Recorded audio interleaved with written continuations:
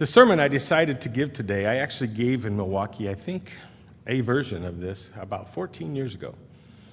And as I recall, no one threw anything at me, so I wanted to take some of the better points, I think, of that sermon and kind of rework them and give it another version of it today.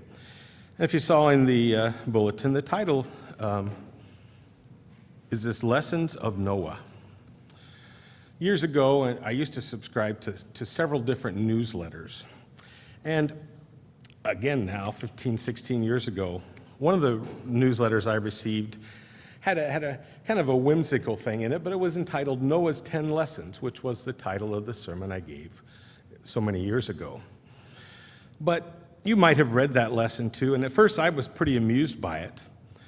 And then as I read it again, I started thinking about it. I thought, there's some really deep points in this sermon. And I wanted to share with you 10 lessons from Noah's Ark. And again, I've come up with a couple of extras I think will make us think and draw on some different conclusions from some of the previous points. But I hope as we go through them that they help us truly, understand and remember the important lessons from that event and how they do apply to us today. So let's start, obviously, over in Genesis. One of the things I did last time I gave this sermon is I spent a lot of time in Genesis, which made the sermon a little long. So we will kind of do a little review here today. But the story of Noah's Ark is one that most of us have known all our life. And I remember as a child, I think my first exposure to the story, because we did not attend church, was in a doctor's waiting room. And if you remember, in doctor's waiting room, they may still have them, but they had these children's illustrated Bible. And this is a long time ago, so I don't know when they were written, but they were in color even. So it hasn't been that long ago. But I remember seeing that, and they took liberties, obviously, but I could still envision in my mind, at least according to what that children's illustrated Bible, I know what Adam and Eve looked like because they told me.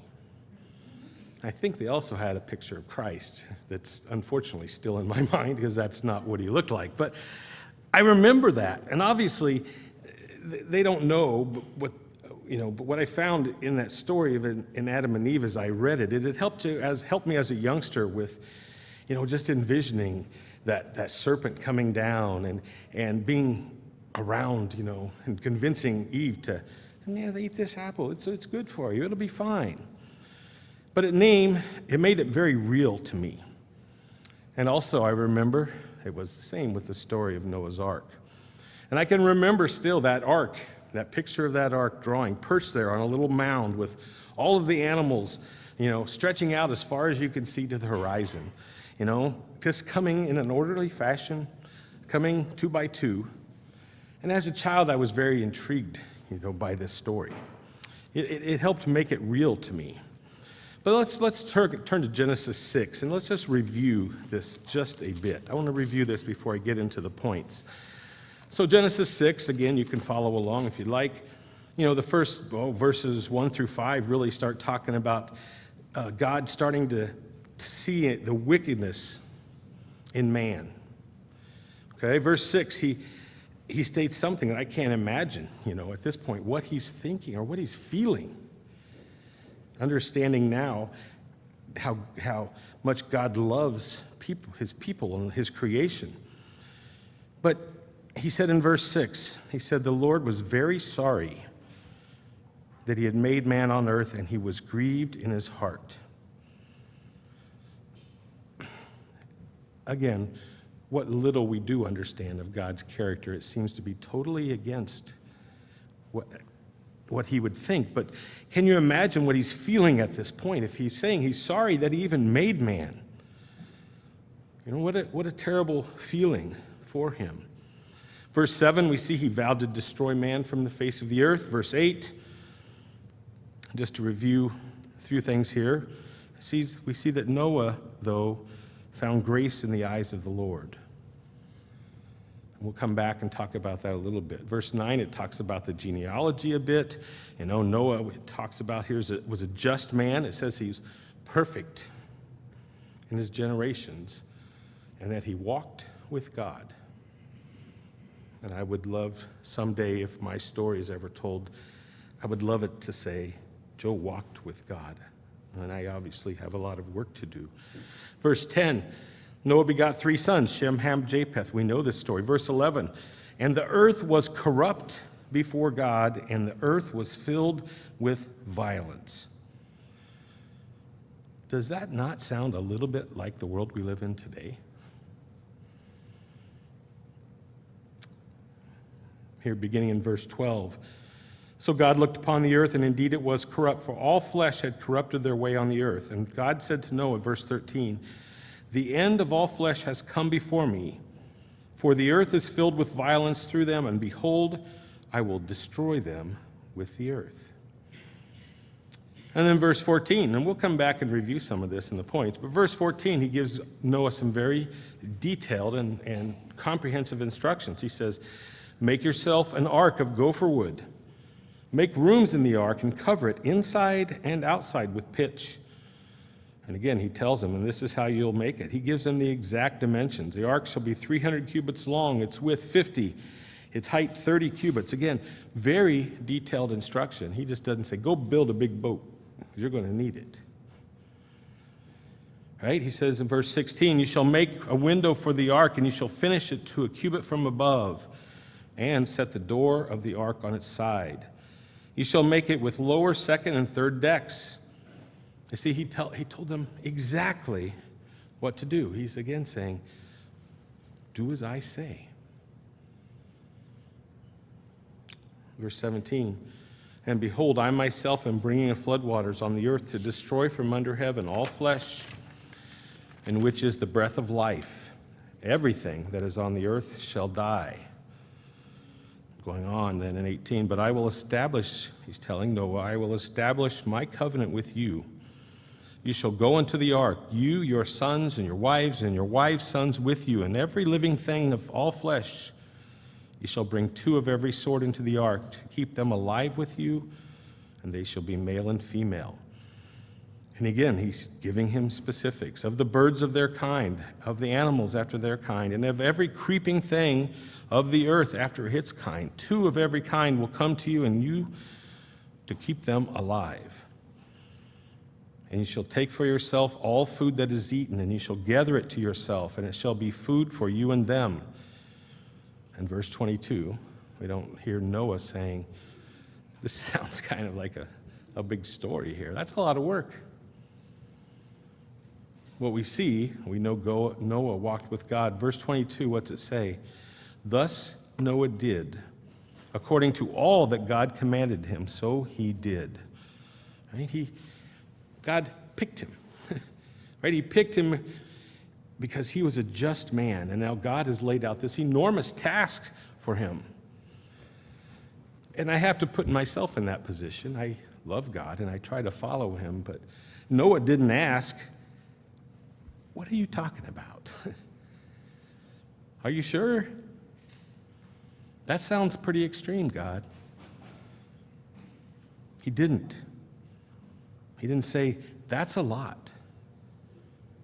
What we read is, he did it, just as the Lord commanded him. He did according to what God told him to do. Let's look over at chapter 7, again, a little bit of review. As an overview, in verse 2, we see Noah is told to bring in 7 pair of clean animals and 1 pair of the unclean. Verse 3, 7 pairs of each bird. Verse 4 and 5, he tells them then that, Noah, it's going to rain for 40 days and 40 nights, and I will destroy everything out there. Verse 6, Noah was 600 years old when the flood happened. And we'll talk about that a little bit more later. Reviewing verses 7 through 10, Noah does what God says, right? He takes his family into the ark. He follows God's instructions. He does exactly as he was asked. Verses 11 and 12, we can see that the flood starts, and just as God had said, it rains for 40 days and 40 nights, not 39 and a half, not 50. It was 40 days and 40 nights. In verse 20, and this is again hard to imagine, he describes the overwhelming depth of the water. He says, the waters prevailed 15 cubits upward, and the mountains were covered. Think about that. Were the mountains the same height they are now? I don't know. But they were mountains, right? They were covered, and it's hard to fathom today. Verses 22 through 23, it tells us again here that everything not on the ark dies. God's promise and what he told Noah was fulfilled. Verse 24, and the water prevailed on the earth 150 days. If we look at chapter 8 then, we can start to see that, it talks about that time when the waters then start to recede. And in verse 5, I lost my place. Yeah, verse 5, it talks about now we're finally starting to see just the tops of the mountains as they are being exposed. Reviewing verses 7 through 12, we see the process of him first sending out that raven and then that series of doves to hopefully eventually bring back some evidence that there is dry land. And then we see here in verses 13 and 14, finally, the earth was dried up, the ark was opened, and we know the rest of that story.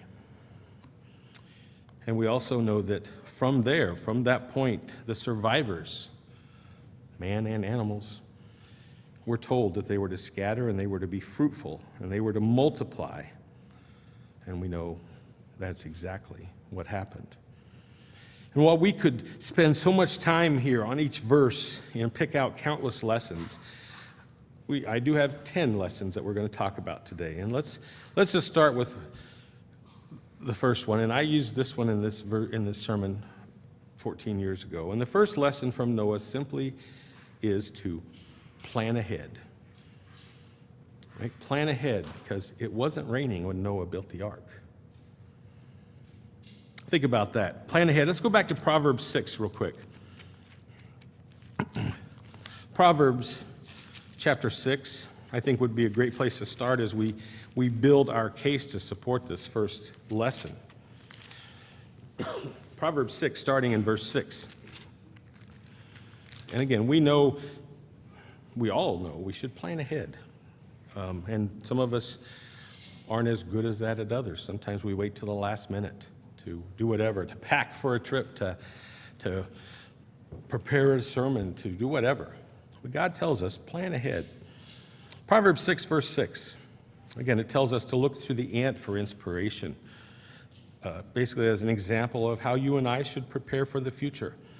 Verse 6, it says, "Go to the ant, you sluggard, consider her ways and be wise. Having no captain, overseer, or ruler, provides her supplies in the summer and gathers her food in the harvest."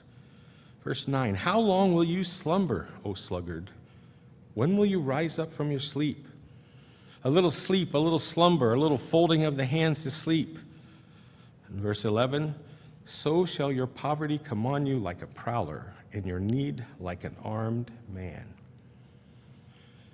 I'm not saying anything new at all that you don't know, that we have to be prepared both physically and spiritually for when the trials come, because as sure as rain, they're going to come. We can't wait until we're in the midst of that trial and then say, I've got to get myself ready. Where's that go bag that I wanted to put together, or whatever? We have to be ready. Every day we live, we know that we're closer and closer to the end times. We don't know when it is. We can speculate, right? Only God knows that day. But brethren, you and I probably going forward in many messages, I'm talking to people, starting to see people with a sense of urgency. And I want that sense of urgency in myself. So we'll probably talk about that more. But in relating to that, today now, brethren, is our time to prepare for that and for the end times. And we can say, well, it's not a really good time right now in my life. I'm working too many hours. I have a new girlfriend, and we're trying to spend some time together to get to know each other. I don't know what the story is. I have excuses sometimes. But again, please understand, today is our time to prepare for the end of times, to do our best every day to make God a priority, and live a life pleasing to Him, right? To grow closer to Him right now, not when things calm down a little bit. And I've said that many times in my life. And what it is an excuse. It's not, I haven't made it a priority, right? How about you?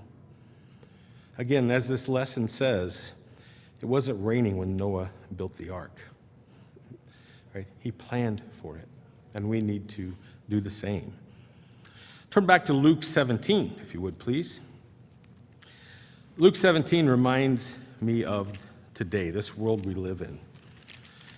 Luke 17, verses 26 and 27. If we try to understand, that is, what it was like in the days of Noah, and that God had just had it. And in our little minds, as compared to God's, doesn't this seem that he's talking about today? Or could be.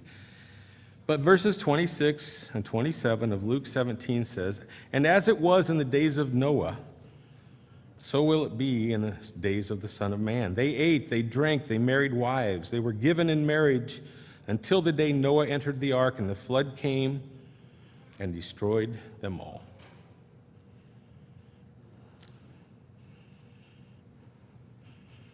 Again, back in Genesis 6, which we read a bit but skipped over it. Genesis 6, verse 11. Let's look at that.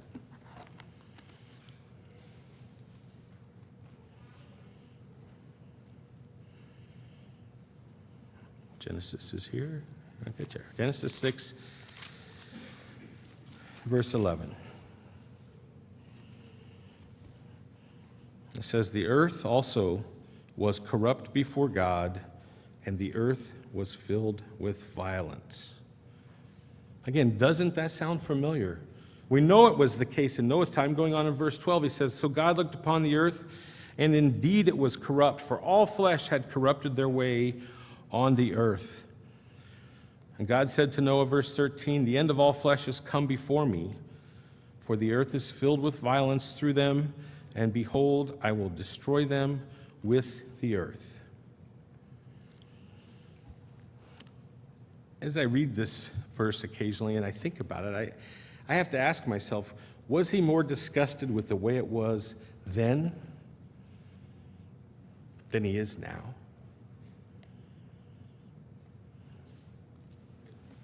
I don't know, but it's something to think. I can't ever answer that, obviously. Most of the time when I read the scriptures and kind of compare it to today's society and the condition that we're in, especially as we consider what it's going to be like prior to the return of Christ, I have to wonder, just how bad will it be? How much worse will it get? We need to consider, brethren, what it was like during Noah's time. He knew what was going to happen. He knew that he was going to protect Noah, even though he destroyed the world. And that is exactly what he's planning for you and I. The world will come to an end as we know it. And he's basically telling you and I the same thing he told Noah. I will save you. All you have to do is follow these directions. That's it. Think about it. I mean, I'm simplifying a bit because we know following those directions isn't always easy for us thick-headed humans at times. But he's telling us the same thing he told Noah. I'm going to destroy it. Do what I ask. You'll be saved. Let's read Genesis 6, starting in verse 14. It says, "Make yourself an ark of gopher wood. Make rooms in the ark." We read this earlier. "And cover it inside and outside with pitch." And again, he told him, I want it to be exactly this long. I want it this high, this wide. I want 3 decks. He went through it all. I wanted to have a window here. I wanted to have pitch inside and outside. Basically saying, don't take any shortcuts. Do it the way that I said. And what happened? Verse 22, we read this. Thus Noah did according to all that God commanded him, so he did. So the question I'll ask at this point in the sermon is, are you actively building your spiritual ark today? God's given you all the directions. It's laid out in your Bible. Are we actively building that ark? Are we saying, I think we have a little more time. I think after the end of this year, things are going to lighten up, and I'm really going to give it everything I have. Maybe I'm the only one here who has said, I'll get to that Bible study when I have a chance. I'll do that when I have more time. Again, God has told us basically the same thing he told Noah. There is a storm coming, and it's going to be really bad. And but if you follow my directions, you don't have to worry about it. Right? He's told us what to do, how we're supposed to live, how we're to treat others, how we should obey him, how we're supposed to live, how we're to treat others, etc., right? Are we doing as Noah did in verse 22, right? It says he did everything that God commanded him. Are we doing that today? Or are we saying, well, God, I go for wood. Are you sure go for wood? That's hard to cut. It's kind of expensive. It's really hard to work with. Pine would be cheaper, much easier to cut, much easier to work with. Are we reasoning with God, right? Are we saying, and what do you mean pitch inside and out? I think if we just do it on the outside and put extra on the outside, we should be fine. Again, it's a little humorous, but think about it. Isn't that how we are as humans? We question God by not doing exactly as he says. We kind of make it that, well, this is a little easier path, because that other way is kind of hard. That's a lot of work. Think about it this way. If God's spiritual instructions to us were like the plans for building the ark, would our spiritual ark float when we're done with it? Would it float when we're done? Would we follow God's plans? Or are we would we do it just as he said? Make it more real. Are we following God's plans for us today? Or are you like probably all of us in this room, do we take shortcuts sometime? So point number one is simply this: plan ahead, because it wasn't raining when Noah built the ark. Point number two, stay fit. When you're 600 years old, someone might ask you to do something really big.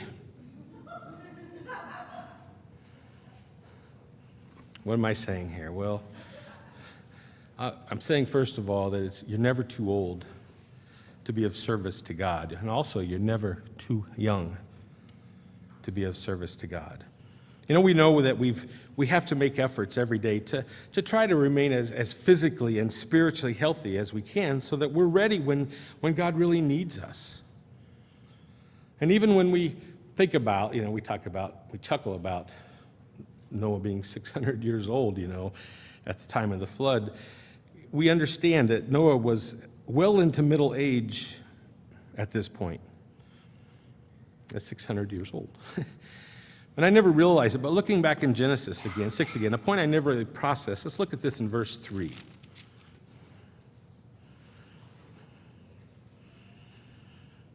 Genesis 6, verse 3. The Lord said, "My spirit shall not strive with man forever, for he is indeed flesh, yet his days shall be 120 years." So basically saying it from this point forward, he's kind of limiting man's life, that people are going to live 120 years, but most importantly, he's saying that people have 120 years to live from this point. I guess is the point I want to make, because that's when the flood's coming. Right? They had 120 years to change this ways. And though it doesn't explicitly say it, there are many commentaries that say that it is at this point when Noah started building the ark.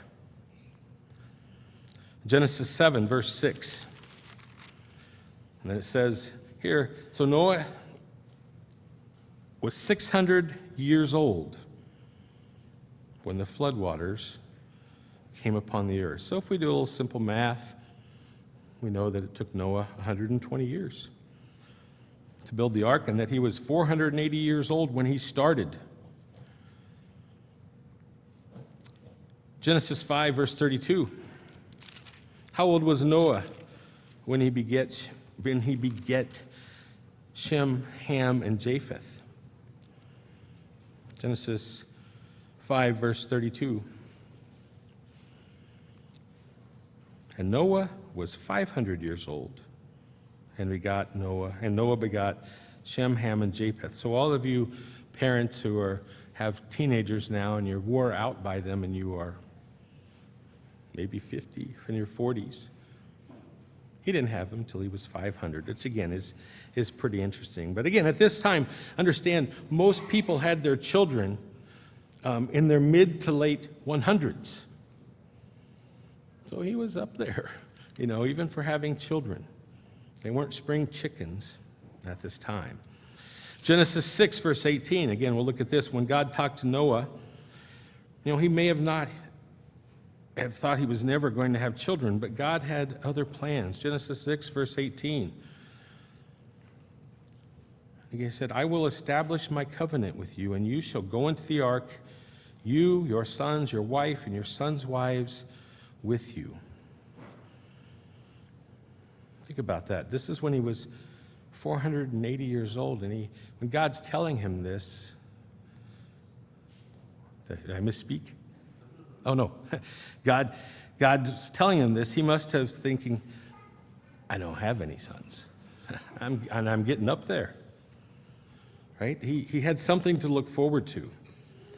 And I think to add to this point number 2, I guess I need to say that, and I mentioned this, that we're never too young to do God's work. We have the teen club people here today.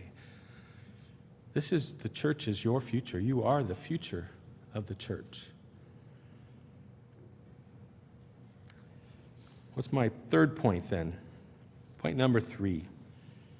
Don't listen to critics. Do what has to be done. We know that God has a very special calling for us, and we need to make sure that we don't allow others to divert us from that calling. No one should, again, to be able to steal our crown. Think about that story of Noah, and think back to that time, that 120 years that he spent building the ark. And we've heard sermons, and we just know that he endured a lot of heckling. Hey, you crazy old man, what's the boat for? You're building a boat in the middle of nowhere. I could just imagine, do something productive, will you? I'm sure people were making fun of him for that whole 120 years, but it didn't change what he was doing. He didn't swerve from his calling. How many of us in this room have been ridiculed at some point for what you believe? Probably many of us, right? You've been ridiculed for what you believe and for doing the right thing. And I have people all the time, around Christmas. Now, why is it you don't keep Christmas? I said, well, if you really want to know. And I tell them, and they say, well, okay, whatever, Merry Christmas as they walk away, But a lot of people, we understand, they may be polite enough to listen to us, but they don't believe us. They probably think we're a little kooky. And there's often some ridicule there, if not to our face, behind our back. Noah endured that for 120 years. And it never caused him to deviate from his plan. You guys remember the infamous former Minnesota governor, Jesse the Body Ventura. Bigger than life in so many ways. But he said this one time on television. I wrote this down then. I'll use it, but I want to say it. He said this. I think it was on the Bill Maher show. He said, organized religion is a sham, and it's a crutch for the weak-minded people who need strength in numbers. And again, this was on national TV. The people that were with him, they talked about that people who need organized religion are just leaning on that as a crutch. Do you believe that? That's not what God tells us, right? As he says to us, don't listen to the critics. Build your ark. Do it this way. Live this way. Do as I say. Let's look at this example. 1 Corinthians. Right? God has called you and I. 1 Corinthians chapter 1. And he expects us to do what has to be done. 1 Corinthians 1. Let's start in verse 22. 1 Corinthians 1, starting in verse 22. Excuse me. For Jews request a sign, and Greeks seek after wisdom. But we preach Christ crucified, to the Jews a stumbling block, and to the Greeks foolishness. Verse 24, but to those who are called, both Jews and Greeks, Christ the power of God and the wisdom of God. Verse 25, because the foolishness of God is wiser than men, and the weakness of God is stronger than men. And finally, going on here, verse 26, for you see your calling, brethren, that not many wise according to the flesh, not many mighty, not many noble are called.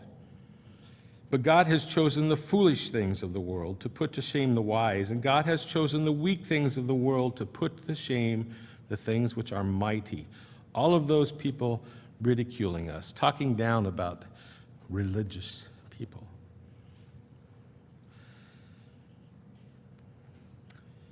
Verse 28, and the base things of the world and the things which are despised, God has chosen, and the things which are not, to bring to nothing the things that are, that no flesh should glory in his presence.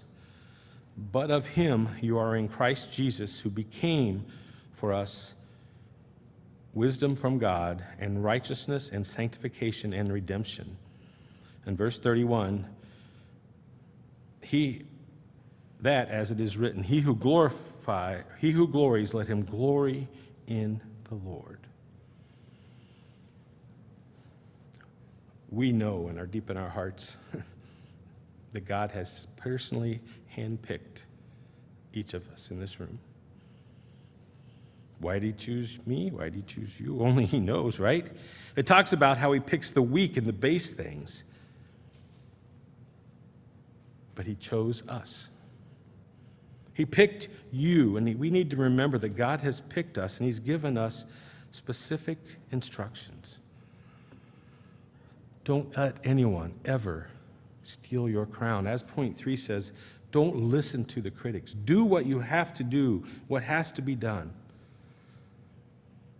We know what that is, right? It's not a secret. It's not hidden. God has told us. This is what you need to do. Don't listen to anyone else. Prove it to yourself. Follow me. Follow my directions here. So what is the fourth point from the lesson of Noah? I get some water. Fourth point from the lessons of Noah is simply build on high ground. Each of us will face many floods, and we need to make sure that we stay out of those floodplains. Right? Build on high grounds. I remember back in Illinois where I lived about 35 miles west of the Mississippi River. And every year, without fail, the Mississippi would get out of its banks, and there'd be these huge floods. And you read stories. I actually would go over and help with sandbags as a young kid, but you talk to people, you read stories about this as their second, third, fourth, 15th time in the last 20 years that our house has been flooded. And I remember as a youngster when I was down there, I'd think, why don't they just move? Now I understand, excuse me. I understand that's moving may have been a lot easier said than done for this, but I remember thinking, why do you keep doing this? You know it's going to happen. I would have thought at that time that they'd learned the first time that they shouldn't live there. But again, the point is we need to be smart, and we look at the spiritual sense. We need to build, as it tells us, on high ground, not stay out of those floodplains, stay out of those areas, and make sure that our foundation, our spiritual foundation, is on high ground. Let's look at Matthew 7. All right, Christ told us that if we do that we could withstand any storm if we follow him and if we do the things that he tells us to. We should be able to withstand any storm if we follow him and do the things he tells us. Matthew 7, verse 24 simply says this. It says, that's wrong. Matthew 7, verse 24. Okay, here we go. Verse 24, Matthew 7, therefore whoever who hears these sayings of mine and does them, again, that's the secret, right? That's the key part. Who hears them and does them, I will liken him to a wise man who builds his house on a rock. Verse 25, and the rain descended, the floods came, and the winds blew and beat on that house, and it did not fall, for it was founded on the rock. Going on in verse 26, but everyone who hears these sayings of mine and does not do them will be like a foolish man who built his house in the sand. Again, like that guy who built his house down on the Mississippi River floodplains. And he's just looking for trouble, he says. In verse 27, and the rain descended, the floods came, and the winds blew and beat on that house, and it fell. And great was its fall. Again, this isn't new to us. We've heard this. We try to live by it. But we still should ask ourselves, again, are we building our foundation on a high ground? Are we building it on the rock? Because if we do, if we follow God's instruction as he promised us here, if we do that, no matter what happens, we can look at all the turmoil going on around us, and it would not affect us. Then we can see that it won't affect us. Right? We're told we need to work out our own salvation. We understand that. That's who we are, but we have to make sure our foundation is solid first and that we're obeying God and what he's telling us to do. So if we haven't yet finished our foundation, our solid foundation on high ground, on that rock, let's move to that high ground now because time's wasting. Point number 5 that I have for you today in the lessons of Noah is speed isn't always an advantage. The cheetahs were on board, but so were the snails. And think about that. We all run the same race, right? We all run the same race. Some might run faster than others, but the most important thing we've been told all our lives, all the time we've been in church, is to finish the race. That our race isn't a sprint, it's an endurance, right? Race. It's a marathon. Hebrews 12. Again, is a very familiar scripture to many of us that talks about this specifically. Hebrews 12, verse 1. As we turn over there and consider that speed isn't always an advantage. Hebrews 12, verse 1.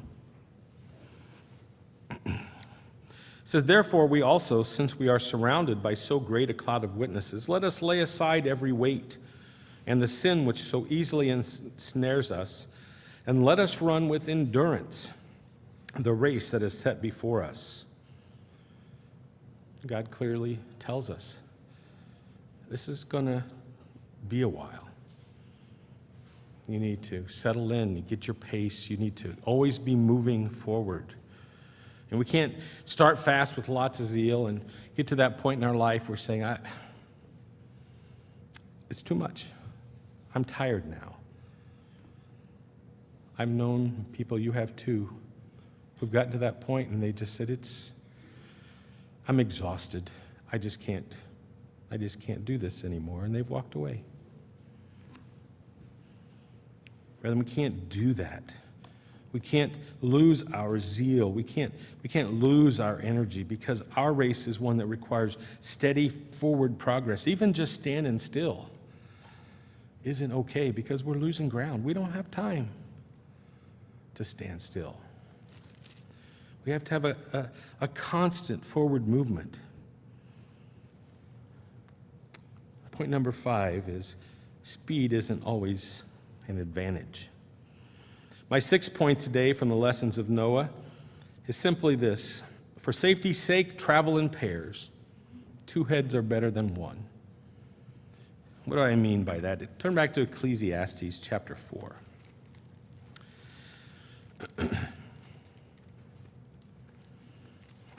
Ecclesiastes chapter 4, we're going to see here, this is where Solomon talks about the importance of friendship and how one can strengthen another in time of need. And he talks about, as we're going to be turning over to verse 8, he talks about the need for us to strive to build good, solid friendships so we can help each other. Ecclesiastes 4, let's start in verse 8. It says, "There is one alone without companion. He has neither son nor brother, yet there is no end to all his labors. Nor is his eye satisfied with riches, but he never asks, 'For whom do I toil and deprive myself of goods?' This is also vanity and grave misfortune." Verse 9, "Two are better than one, because they have a good reward for their labor." Verse 10, "For if they fall, one will lift up his companion. But woe to him who is alone when he falls, for he has no one to help him up." Verse 11, again, "If two lie down together, they will keep warm. But how can one be warm alone? Though one may be overpowered by another." In verse 12, "Two can withstand him, and a threefold cord is not quickly broken." What he's reminding us of is that we need each other. Simply put, we need each other. We need to take advantage of the time we do have together. You know, I know there's some who really work to try to get to know everybody in the congregation and bring them into their homes. This is wonderful. It's just not the time on the Sabbath. It's extra time. And you and I, we need to be better at staying in contact with each other, because we're spread out. It's not like I can walk down the block and chat with you and spend time. We need each other to support each other, to encourage each other, to lift each other up, to exhort each other if necessary. And we can't overlook the value of staying close as God's people, because there are not many of us. And we only have each other, really. And you look at the fight that we're in, where all we have really in this world is each other, and we need each other. Point 7 goes hand in hand with point 8, is don't forget, we're all in the same boat. And I think, again, that's something that we should remember always and think about every day at all levels of our relationships, where it's in our marriage, in our family, especially here in our local congregation, even as the church as a whole. Together, we can accomplish a lot more if we're all pulling in the same direction. Right? If we're all in harness, working as a team, trying to get to that goal together, not letting anyone fall by the wayside and say, good luck. Right? It's picking each other up when they need that and carrying them, if necessary, towards that goal that we're going to. We know that Satan is working hard on God's church. For years, we've seen that. We know since God's church existed. We know some of the tactics Satan's tried in the past. Let's just change doctrine. Right? He won't do that again because we wouldn't fall for it. But he's thrown other obstacles up, and we've had different people leave for different reasons because they weren't able to stay with us, right? To be a part of that team. And Satan's going to work harder than ever. Think about this. We know what God expects of us as individuals. I was in Cincinnati this week, and I had a really good conversation with one of our leaders there, and he said to me, and we all know it's true, not only as a church as a whole in our local congregation, he said, Joe, we don't always treat each other as Christ would expect us to. I'm like, that's true. And I think back to the times when I haven't, and what is my excuse? Well, they ticked me off. I don't know. What was my excuse? I don't have an excuse. We know what God expects of us as individuals, right? If everyone in the United Church of God just adhered to this principle, that we're all in the same boat, that we're all trying to get to the same place, right? We know we are. Just consider this for a minute. If we, all of us, remembered that and adhered to that principle, that one principle, things would be different. They'd be better, right? They would be a lot better than they are now because we need to understand, again, we're going to the same place. That's our goal. Let's work together. Let's understand, as this point number 7 is, we are all in the same boat. All right, point 8, and this is one I used before. And I remember Mr. Chance even commented. I wrote down his comment. But remember this is the point. Remember that amateurs built the Ark and professionals built the Titanic. And I like that. And Mr. Chance may not remember, but afterwards he says, remember, no, the head architect of the Ark project was God. I said, oh, that's a really good point. Right? He was a professional. I get that. But there are 2 things I want to point out from this statement. Number 1 is that we need not be intimidated from not accomplishing what God has set before us. We need not be intimidated because God tells us, right? He says, if God is for us, who can be against us? And subpoint number 2 is that we need to not put faith in what the world says is the truth or what is infallible. Right? Remember the verse we read back, we won't turn there, back in 1 Corinthians 27, 1 verse 27, it said, God has chosen the foolish of the world to put to shame the wise, and God has chosen the weak things of the world to put to shame the things which are mighty.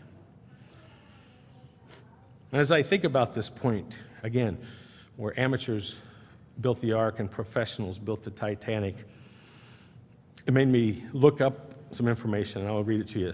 We understand this. You might have read it before. The Titanic, it says, was constructed in Belfast, Ireland, by the building firm Harlan and Wolff. And we know from history that she was the technical marvel of that time. The Titanic was built unsinkable, as they say. It had double hull, had a double bottom, it had 16 airtight compartments, and 15 watertight bulkheads running across the ship's hull. And right before that ship sailed, the president of the White Star Line, Bruce Ismay, said this as it was setting sail from Southampton. You guys have read this, you've heard it. He said, even God couldn't sink that ship. Now again, my little brain, I don't believe in tempting God. My little brain, I have to think God's sitting up there going, did you hear what he said?